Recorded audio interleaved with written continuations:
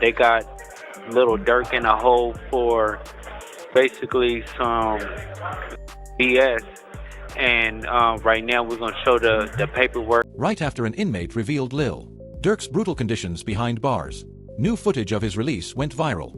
I know for a fact that's not the end of his story. Like, he coming from under that shit. Rappers like G Herbo had already hinted that something big was coming, but no one knew the reason behind Durk's release was going to be this crazy. Let's break it down. New footage of Lil Durk goes viral. The recording from Durk's legal team set the tone. They described conditions that raised serious concerns: limited access, harsh treatment, and a situation that had fans worried about his health and safety. That was the incident that set the tone for his release. Plus, fans are saying other rappers aren't really showing as much support as they should. Smirk is in there, man, realizing the world don't stop spinning because you locked. Understand why that jail release moment generated the reaction it did. You have to understand the timeline.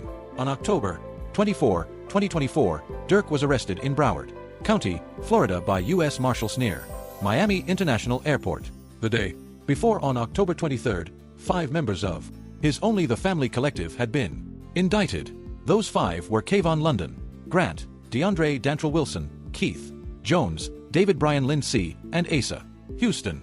Durk was named as the person who allegedly organized the entire operation. He was extradited to Los Angeles and arraigned on November 15, 2024. He pleaded not guilty. The judge ordered detention without bond. From that point forward, every attempt to get Durk out has failed. In December 2024, bail was denied. Prosecutors pointed to jail calls that showed rule violations, including using other inmates' phone accounts to make 3-way calls. In May 2025, another bail review was denied because of jail infractions. In June 2025, yet another bail request was denied, with prosecutors citing evidence that he had attempted to flee to Dubai before his arrest. Every single time, the answer has been the same: no. Then came August 2025. Durk was placed in solitary confinement after allegedly being found with an unauthorized Apple Watch. The Special Housing Unit, or SHU, is not a regular jail cell. It is isolation. Durk spent 131 days in that unit over 4 months. During that stretch, he was allowed 1 phone call per month. No in-person visits, no regular contact with anyone outside the walls. January 6, 2026, his legal team filed a motion arguing that the extended solitary confinement violated federal regulations and potentially the ETH amendment. A review hearing took place on January 7th, and around January 15th, 2026, Durk was moved out of the SHU and back into general population. Follow-up status hearing on the extended SHU detention had been scheduled for February 9th, 2026, but it was cancelled because the issue was already resolved. He was already out of solitary. No new infractions or changes to his overall custody status have been reported since then. So Durk is still in federal custody. He is still being held without bond. He is still facing charges that carry a potential sentence of life in prison. But for the first time in months, he can make phone calls on a regular basis. He can have visits. He can interact with other people. And for a fan base that has been watching every court filing and every legal update like it is a playoff game, that small change felt enormous. His own lawyer called it a small but meaningful step. And that phrase captures the reality perfectly. It is meaningful, but it is small. Yet, the real fight has not even started. The charges and the plot. The reason Durk is sitting in a federal detention center and not in his home studio is a set of charges that read like a script from a crime drama, except every name in it is real and 1 person is dead. Durk faces 1 count of conspiracy to commit murder for hire, 1 count of using interstate facilities to commit murder for hire, resulting in death, and 1 count of using, carrying, and discharging firearms, including a machine gun, in furtherance of a crime of violence, resulting in death. If convicted on all counts, he could spend the rest of his natural life behind bars. Federal prosecutors have confirmed they will not seek the death penalty, but the stakes could not possibly be higher. This is not a situation where a plea deal gets you 5 years and a head nod, as his attorney, Drew Finling, explained in a conversation with DJ Vlad. This is a binary outcome kind of case. Vlad, this is a Life? This is a life imprisonment case. There's Okay. no in between. This isn't state court. There's no, Right. hey, we'll do 10, 15. It's a life case. That statement sits at the center of everything. There is no middle ground. Here, there is no negotiated surrender to a lesser charge that gets Durk home. In a few years, the federal system does not work that way, especially not in a case of this magnitude. Findling made that distinction between state and federal cases repeatedly throughout the interview, and it is a distinction that matters enormously. If you and I talk, state cases are kind of middle school basketball, and federal cases are kind of the NBA all-star in terms of the complexity and everything that goes into it. The complexity he is referring to starts with the underlying allegations. According to prosecutors, the entire chain of events traces back to November 2020, when Durk's close associate and artist Devin Bennett, known as King Vaughn, was killed during a confrontation outside an Atlanta nightclub involving the crew of Georgia rapper Tikian Terrell Bowman, known as Wando Rondo. What prosecutors allege happened next is that Durk placed a bounty on Wando Rondo's life. That alleged bounty, according to the government's case, led to a failed assassination attempt on August 19, 2022 at a gas station near the Beverly Center Mall in Los Angeles. Wando Rondo survived the attack. His 24-year-old cousin, Sevia Lou P.A.B. Robinson, did not. Robinson was killed in the gunfire. The evidence the government has compiled to support these allegations is extensive and meticulously detailed. Prosecutors have presented flight records showing members traveled from Chicago to California using credit cards linked to Durk's label. They have hotel bookings. They have communications that they say tie the group directly to the plot.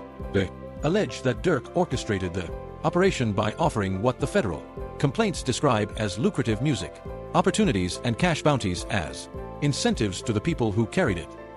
The picture the government is painting is one of a wealthy and powerful artist who used his resources and his influence to put a hit on another human being, and that hit went wrong and killed an innocent person. Adding another layer of gravity to the prosecution's case is the cooperation of at least one co-defendant, F. Jam, whose real name is Jamonte Norman, has reportedly cooperated with authorities, providing information that implicated Durk in exchange for a potentially lighter sentence.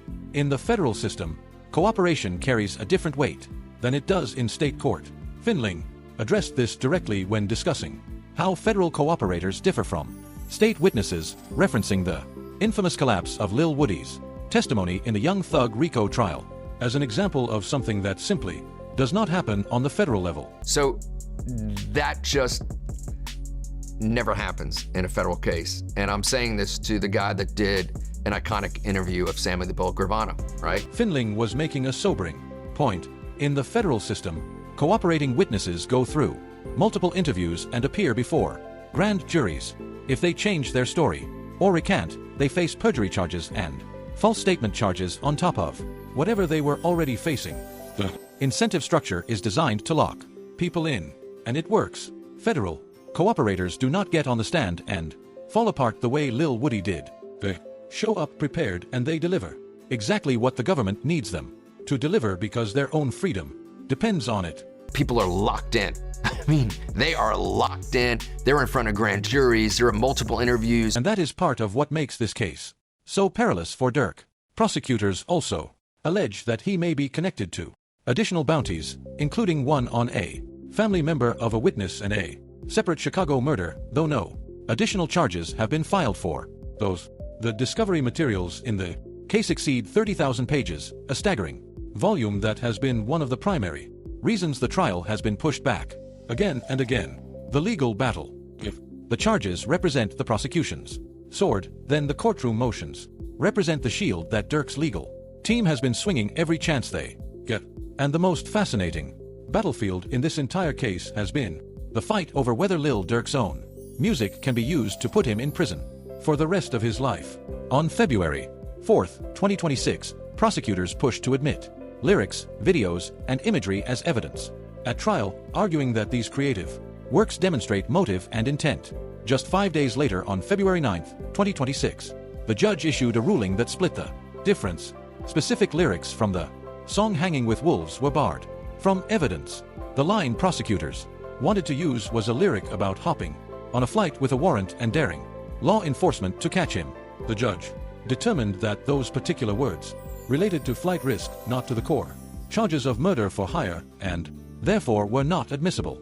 Other lyrics and music videos, however, remain under consideration and could still be presented to a jury. Now, this fight over lyrics is not unique to Durk's case, but it has become one of the most contentious elements of it.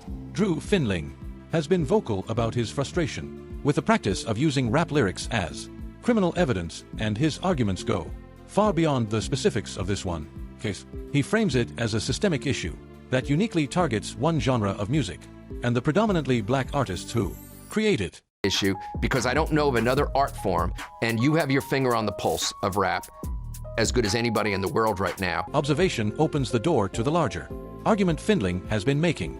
He challenges the idea that law enforcement has the expertise or even the willingness to understand how music production actually works, and he argues that this ignorance leads to dangerous misinterpretations that can cost people their freedom. Vlad cannot tell me another musical genre in which the government plays the game. The game Findling is describing is a process where prosecutors sift through thousands upon thousands of verses, looking for phrases they can connect, however loosely, to criminal activity.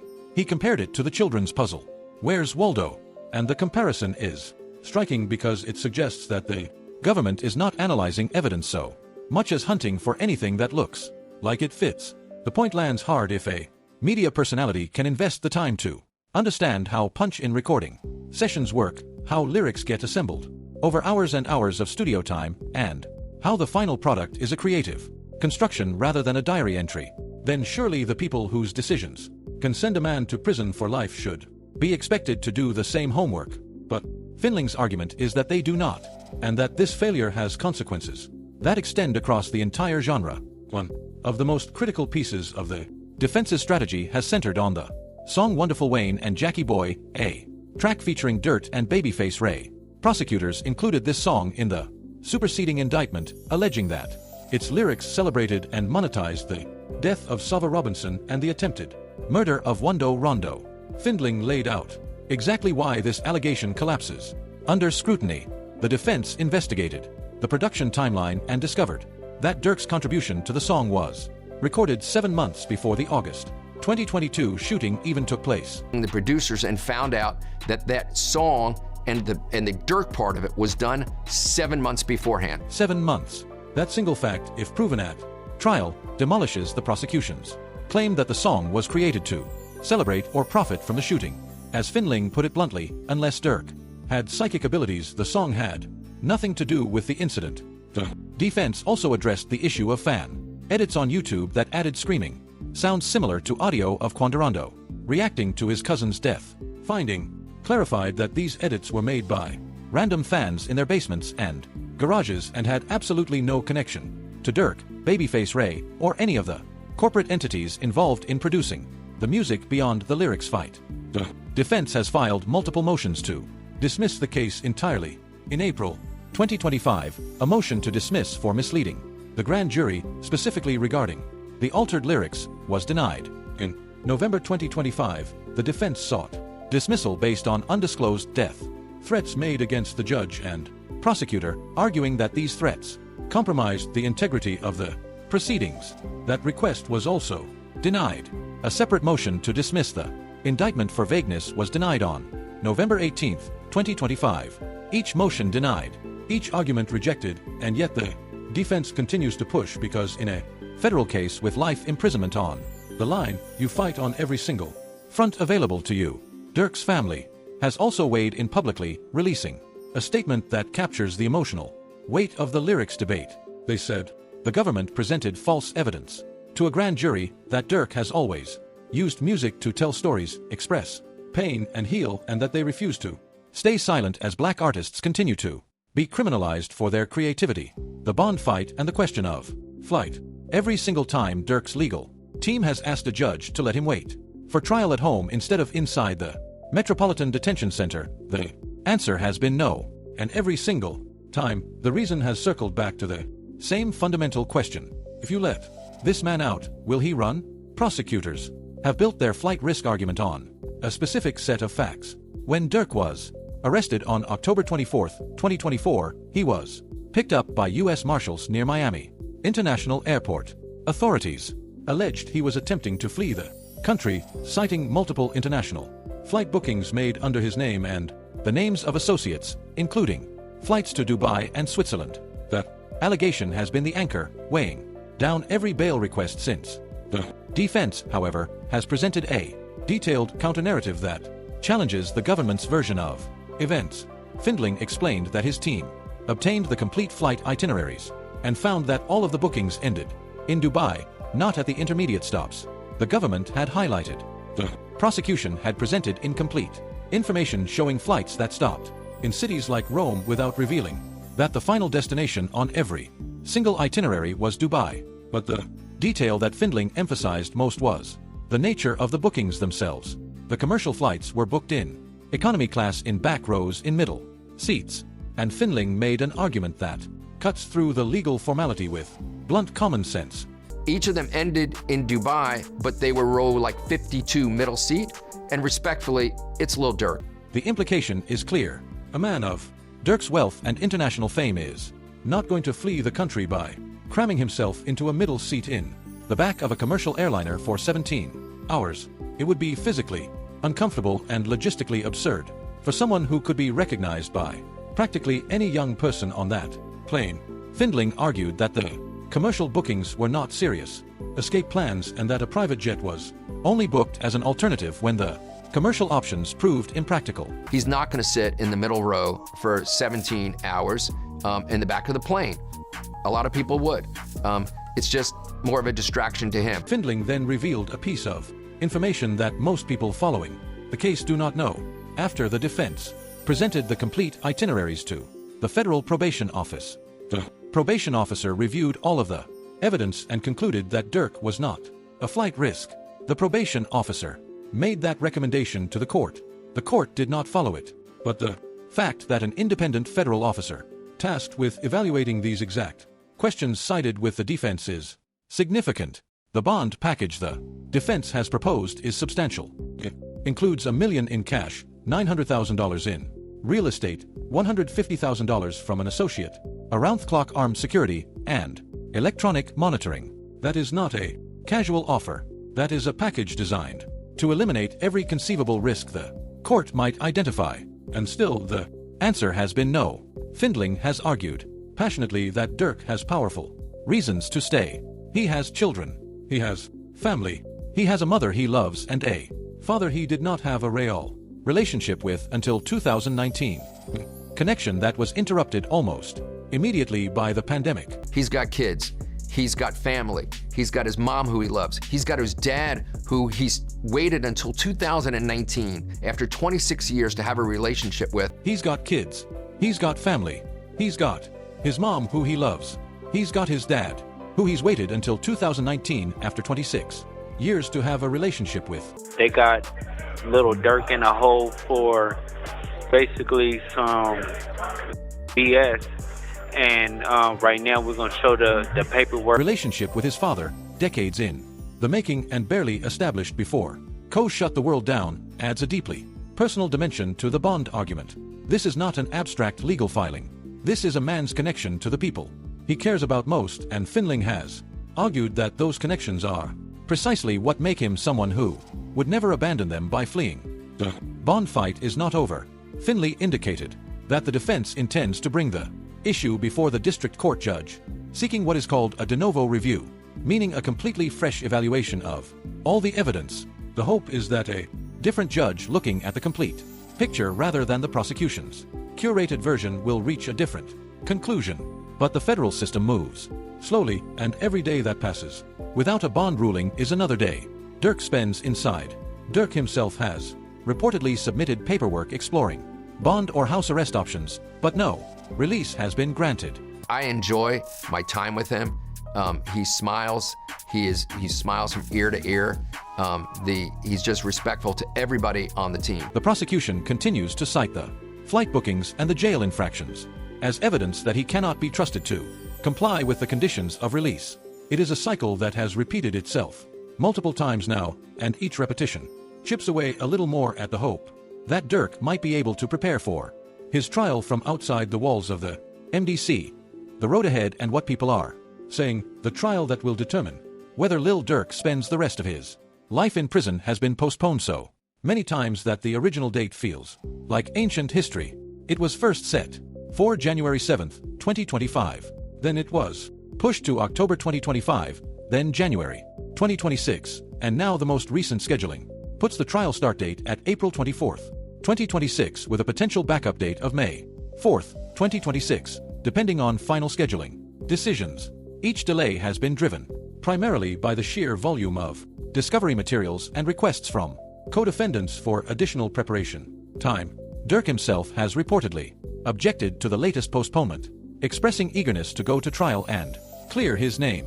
That detail says something about his mindset. A man who is guilty typically does not push to accelerate the process. A man who believes in his own innocence wants his day in court as soon as possible. Between now and that April date, there are still significant legal battles to be fought. The question of which lyrics and music videos will be admissible at trial remains partially unresolved. The ruling on February 9th barred specific lines from Hanging with Wolves, but other creative works are still under consideration.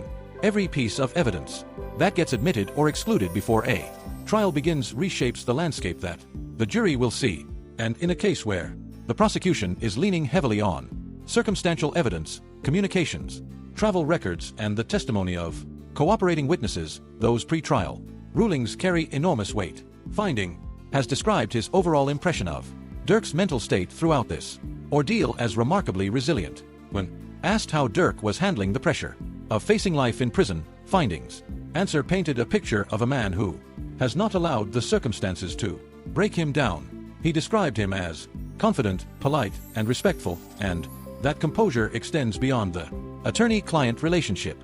Finding said, Durk is engaged, attentive, and genuinely appreciative of every member of the legal team working on his behalf. 16. Those descriptions stand in sharp contrast to the image prosecutors are trying to construct of a cold-blooded orchestrator of violence. Whether or not a jury ever hears about Durk's demeanor in custody is another matter entirely.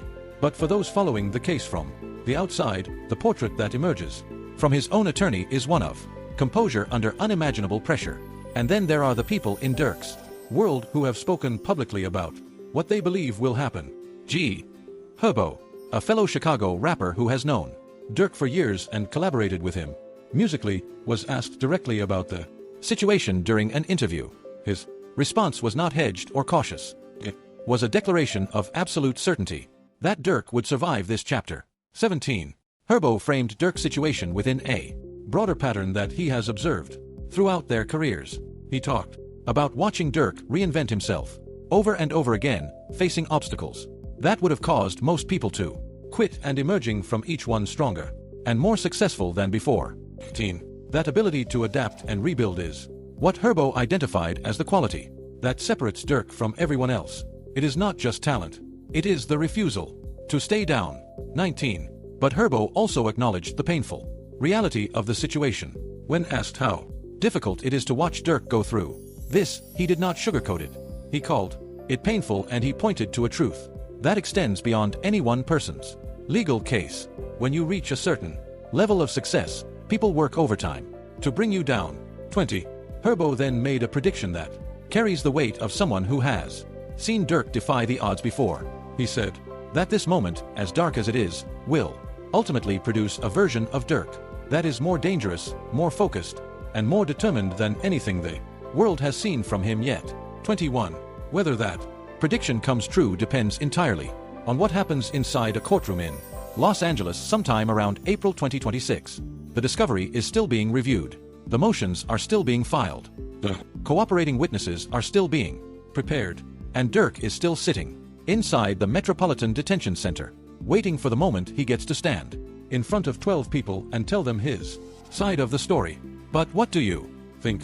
Will he be getting out of this very soon, or is this all going to spiral into something disastrous? Let me know your thoughts in the comments section. For more videos like this, click on this next card on your